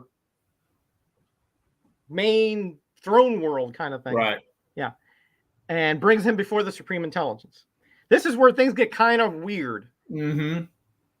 And this is where I think they kind of pivoted here a bit. Right. And they start telling Mar-Vell that, you know, that he's not the one they want. They want Zarek. Who was and working. Zoe was not who. Right. He's not this whole powerful being. He was manipulated by Zoe. Yeah. Right. It was all an illusion and, you know, tricks and mirrors and all this stuff. Right. Zoe was Zarek.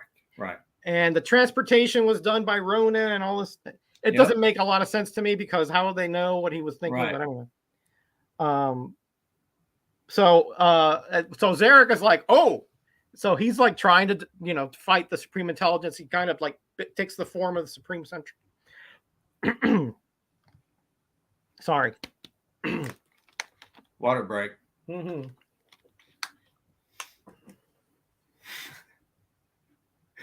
Jackson says it's just now getting weird.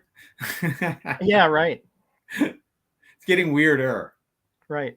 Yeah. Okay. So he attacks it with this thing called the Negatron Sphere. Right. Right. Which it kind of like it's like a shield kind of thing, but yep. But neutralizes everything inside. Concussive ability, yes. Yeah, right. So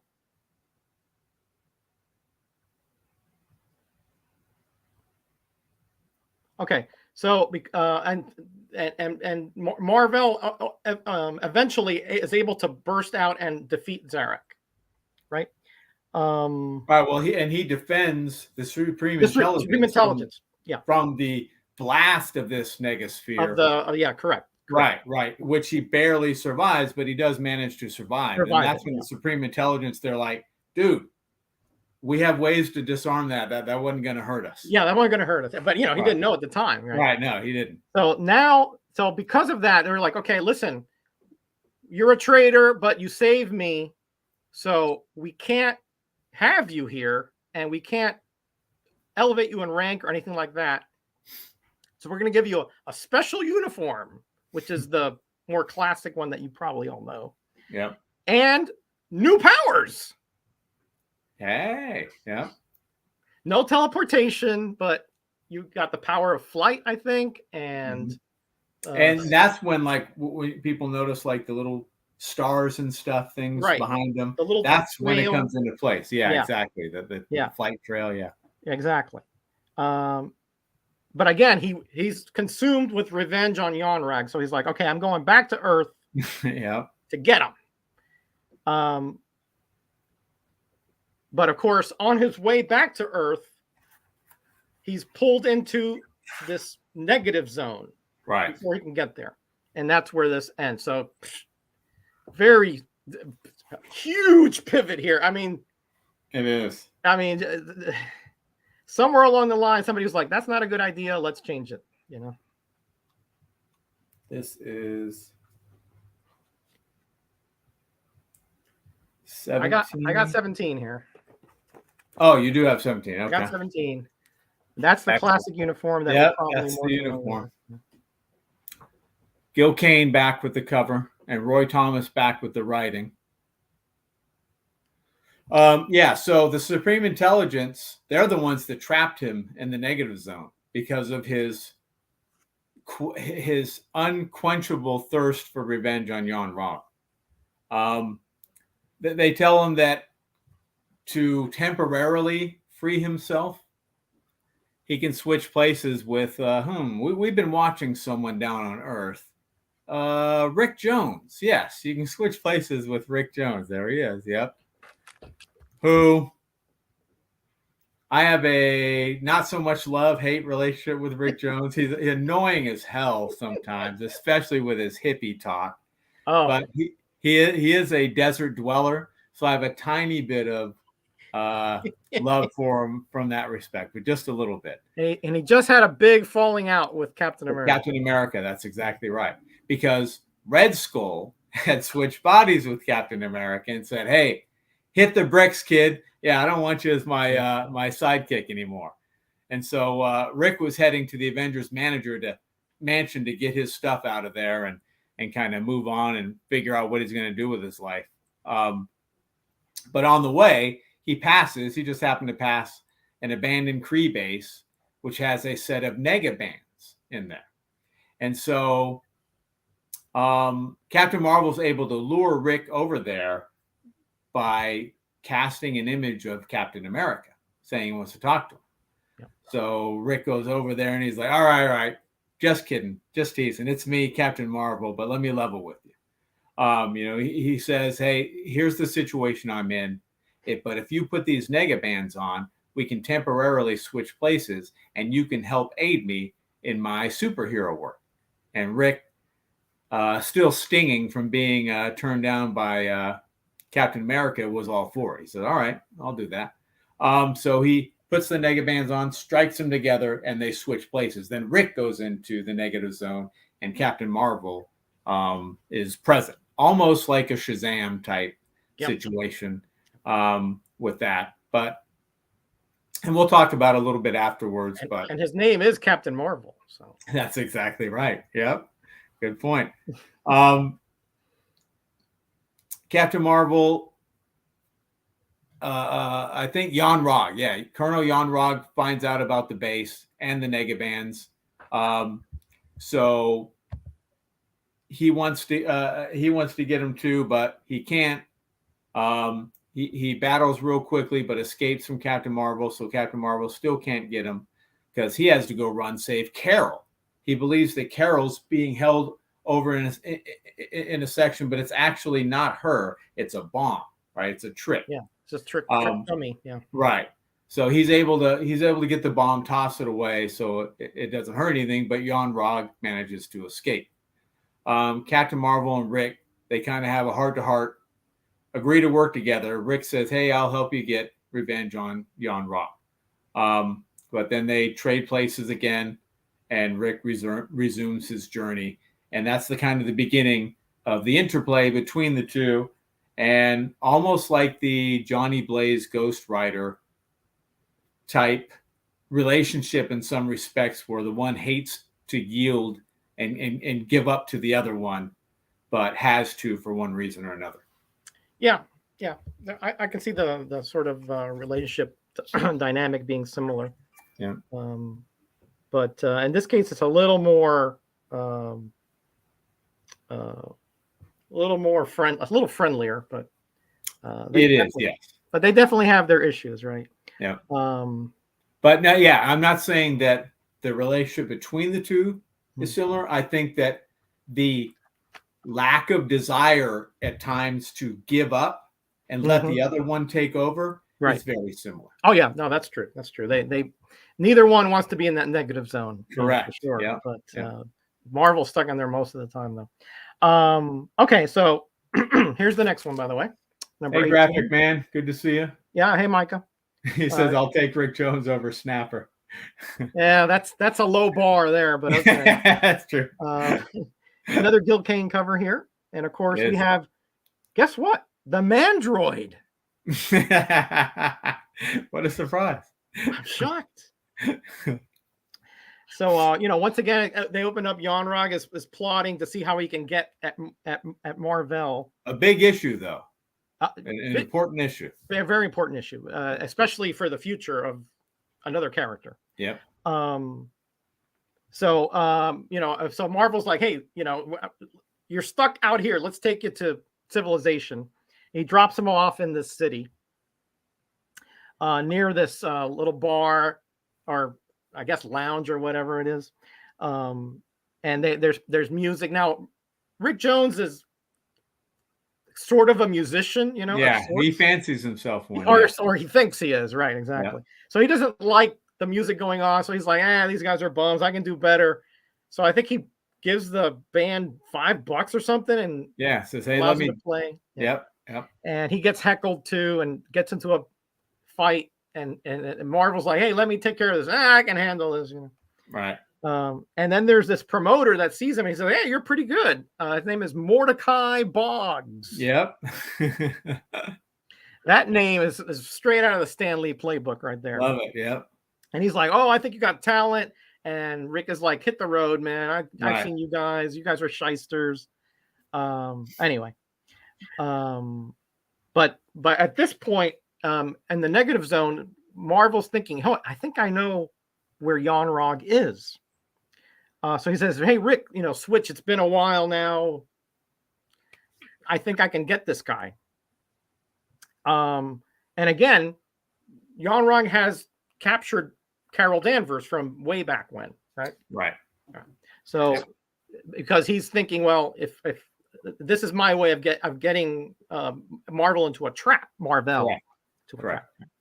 So again, there's like this abandoned Kree outpost in a cave or something in there. And in there is this device called the Psych Magnetron. That's right. Jeez. Okay. And Yonrog uses this device to It's been banned on Kree for a long time. Yeah, that's right. This has been banned technology, right? So he's like really going against their, wishes, motto, whatever. It creates this robot called the Mandroid. This thing, right? Right. At first, I thought he was turning into it, but now he's creating it. Yep.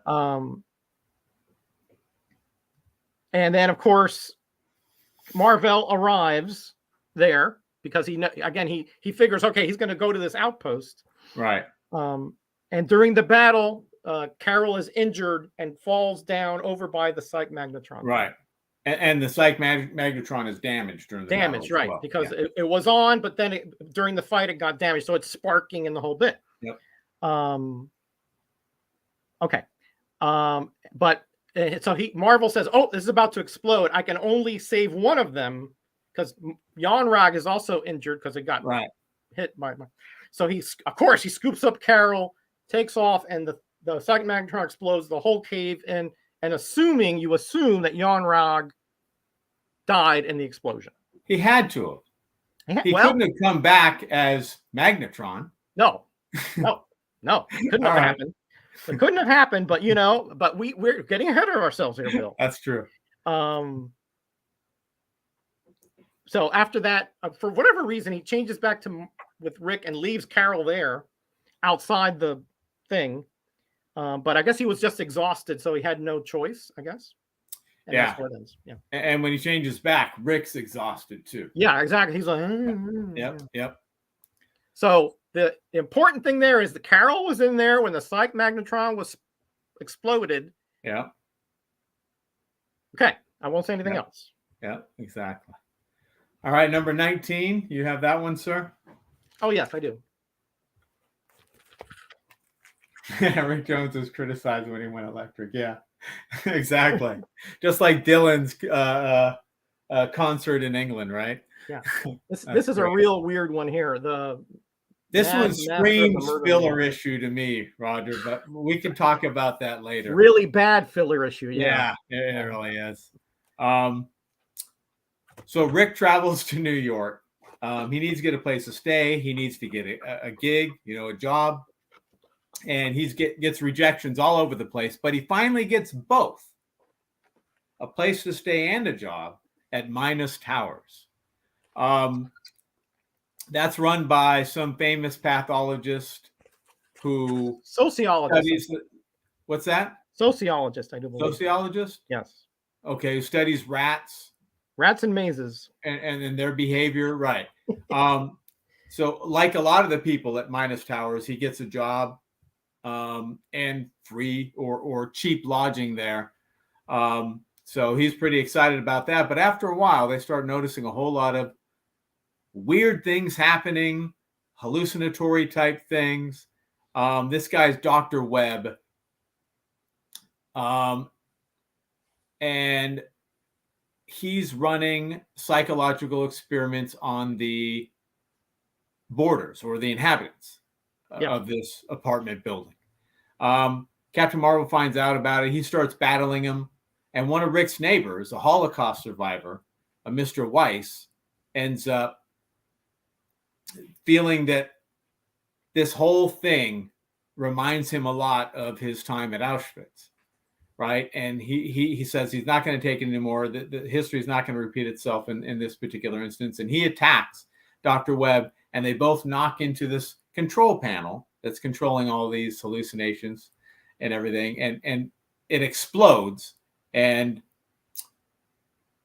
the Mr. Weiss perishes, and Dr. Webb is dying too, but in like his last, in his dying throes of death, he can't comprehend that one man would sacrifice himself for the benefit of others, because that goes against everything that he's learned about behavior. Yep.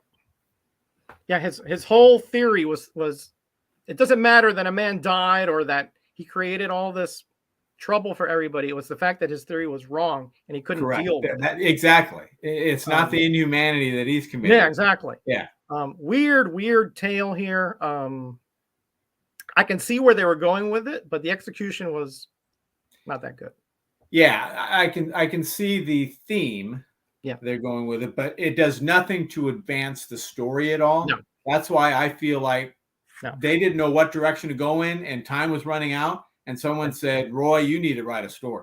We got to get this issue out, and then we can worry about this next issue." Yeah, it looked to me like exactly that, or they were just trying to see if they could make some kind of personal, like, humane story of some sort, human interest story, because maybe things were not going well. That's I suspect they had a story ready to go, not necessarily for Captain Marvel, but probably just a back catalog story ready to go. And then they just needed to put the Captain Marvel touch to it, it up a little bit. And that's what I suspect happened. Yeah, they could have plugged in a number of characters that would have worked. I mean, worked, you know what I mean? It would have made sense, but nothing about Yon-Ra, nothing of that stuff.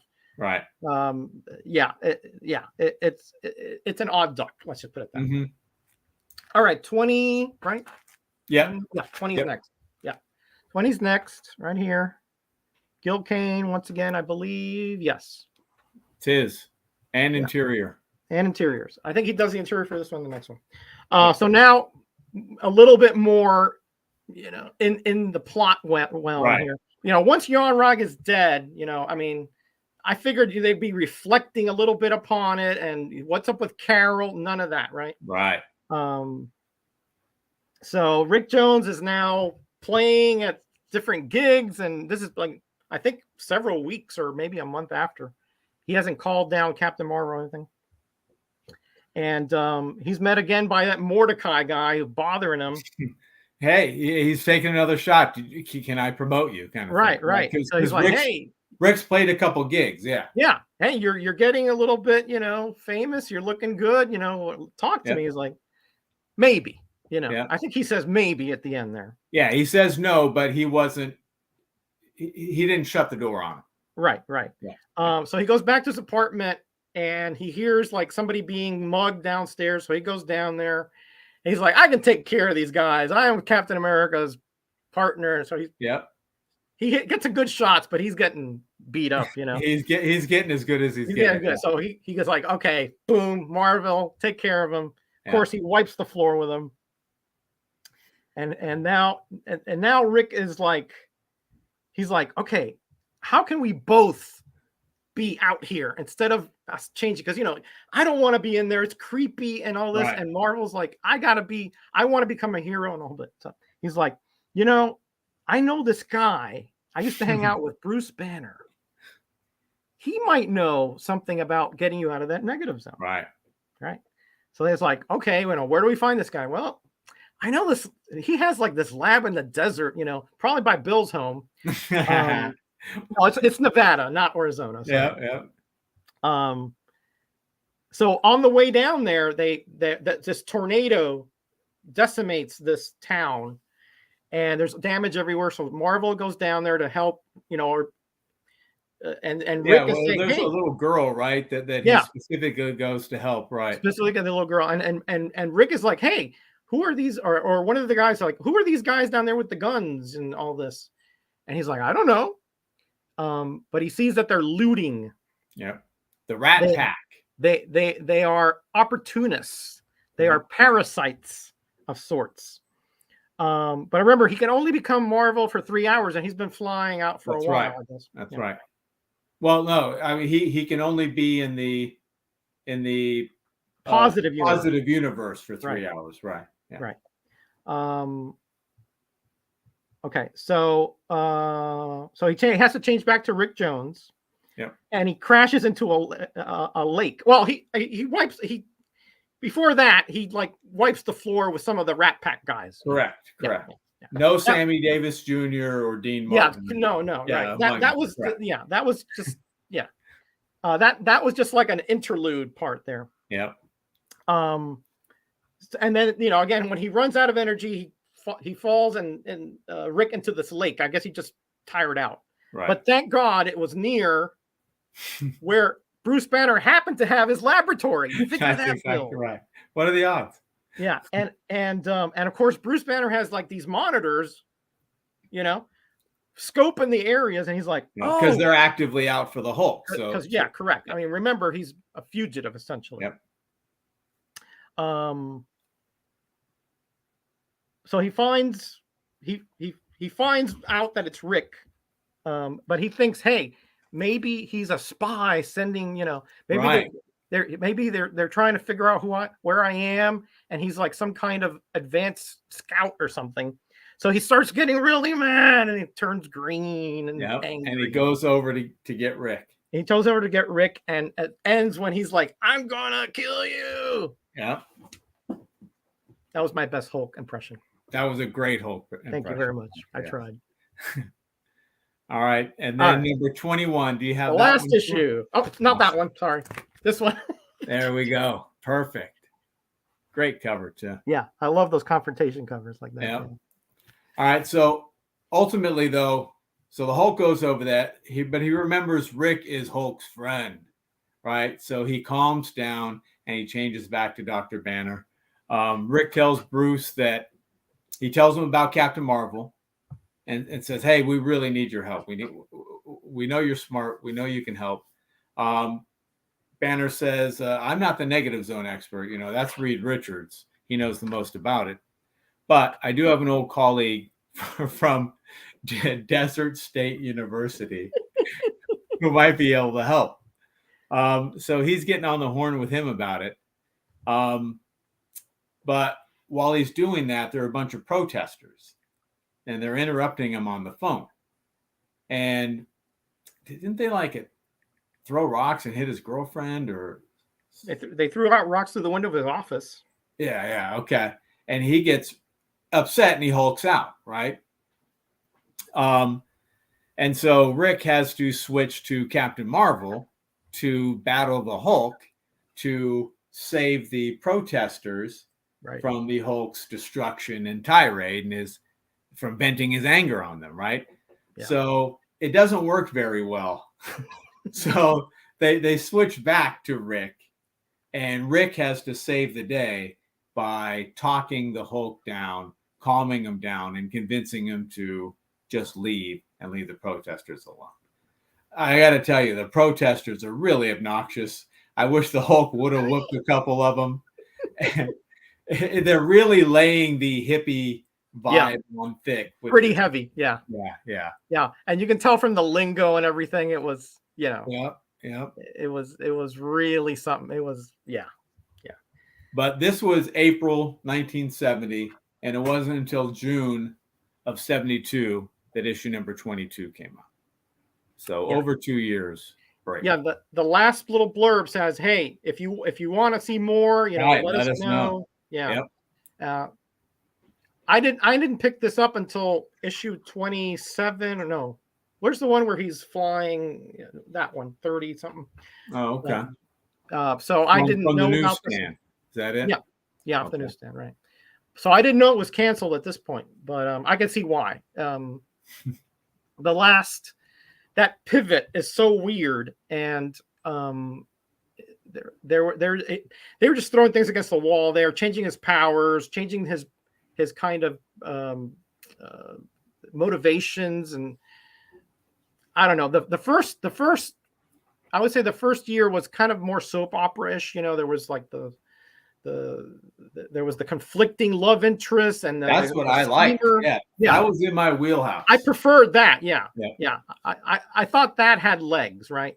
Mm-hmm. But then it just went boom right down with the whole Zoe thing, and then the retcon with the Supreme Intelligence and Ronin. It just was a mess after that, honestly. Yeah, I think that you can have the dynamic of the not fully realized love story of Una and Captain Marvel, or you can have the plot to seek revenge on Jan Rog, but you can't have both of them gone. Right. And I think that's what happened, right? I think they took away both of those two compelling things, and there was nowhere left to go, and they had to recalibrate and say, time out. We need to rethink a totally new direction. But with the schedule, they didn't have the ability. So they limped along for a little while until they just said, that's it. Yeah, agreed. Yeah. I think at some point I think it was 12 when Una passed away. That seemed very abrupt to me. Yes. And I think that at that point they probably saw sales figures or something that told them we have to change direction. Right. And also the fact that artists were changing so often, and some of them were similar, but some of them were drastically different. Right.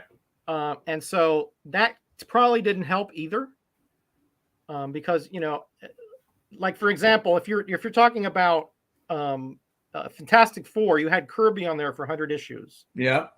So you knew what you were getting. You're getting the characterization. You're getting the same kind of character designs, etc. Here, things got a little bit weird here and there.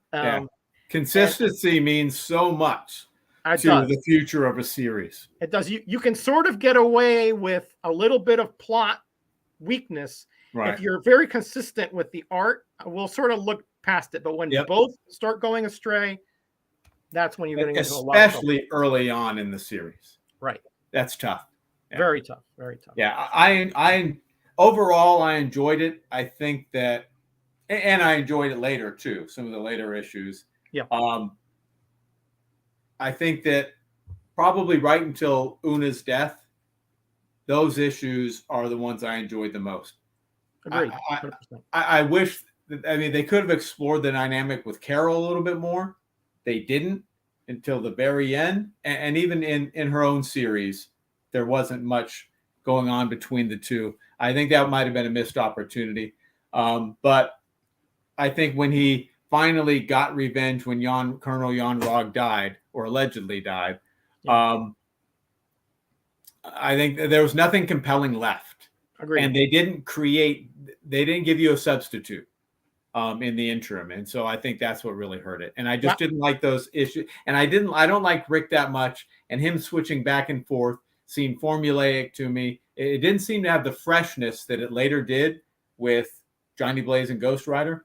Yep. It just seemed contrived, and I just didn't like it as much. Well, I think the whole Rick Jones thing was to sort of bring it into the youth movement and the Yes. more, hipster movement, all Yep. that stuff. And it just failed horribly. Yeah, I agree. That doesn't fit the character at all. I really like the fact that I think they could have explored more, perhaps, that he is an alien and that there are things on Earth that he can't quite, make heads or tails of, and how, he would go about his day-to-day life figuring that out, having a relationship with people. Right. When they put him into the negative zone, they sort of take out that element of socialization almost completely. So, yeah, a lot of missed opportunities here. But the character, I think, is solid, but the way that he was ultimately, I agree with you. First 11 issues, very compelling to me. Yeah. That soap opera, you just didn't know what Yon-Ra was going to do. You didn't know how Captain Marvel was going to be evading all of his attacks. Exactly. You didn't know how Una would react with that, sort of blossoming relationship with Carol Danvers. Correct. All that had a lot of angst and had a lot of conflict, but then it just all went away after, not all when Una died, but all when Yon-Ra was kind of written out. Correct. Yeah. I think a large portion went away when Una died, but then I guess you could shift some of that focus over to the compelling story for revenge. But it's kind of like Moonlighting, right? That television show. Yep. When the two characters got together, the two main characters, it kind of ruined the show. Yeah, because the tension was gone. Same thing when he realized his act of revenge, it feels like all the energy dissipated out of the series. Yeah. I think they just couldn't figure out how to graduate or how to escalate it from that point. Yeah. They were like, on the interim, how do you build up some other area of interest so you can do away with that and switch over? The subplot with Carol just was never explored, and that was kind of, they needed something more anyway besides that, and they just went in a direction which just didn't work. Yeah. So, overall, I'd say the first 11 issues, I'd give that like a B+. I think that's fair. Somewhere in there, but after that, D, somewhere like that. I'd say C-. Yeah. Yeah. I guess what the reason that filler issue was really bad. Really, yeah.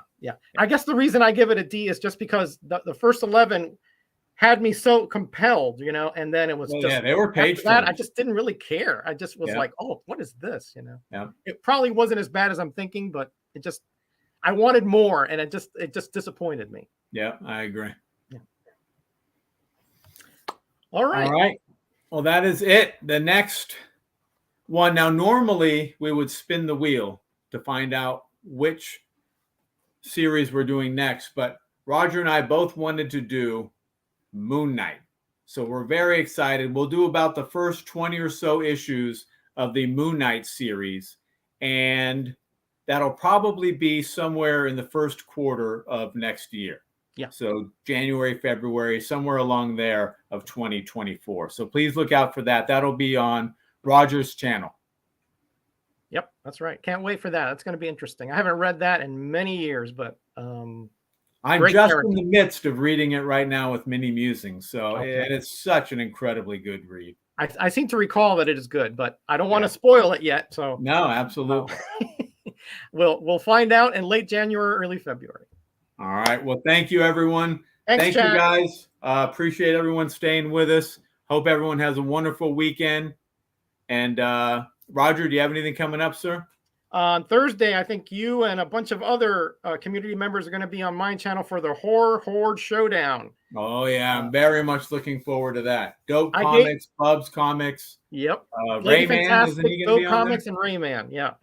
I gave them 20 themes to find comics for. You in the chat are going to, based on a criteria, vote for whoever fits the best. And you also will have a chance to pick a category if the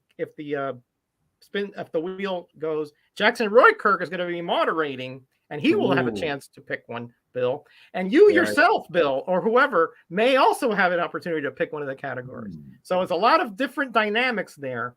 But ultimately, we're going to see if we can go 10 rounds and to see who has the best horror horde showdown comics.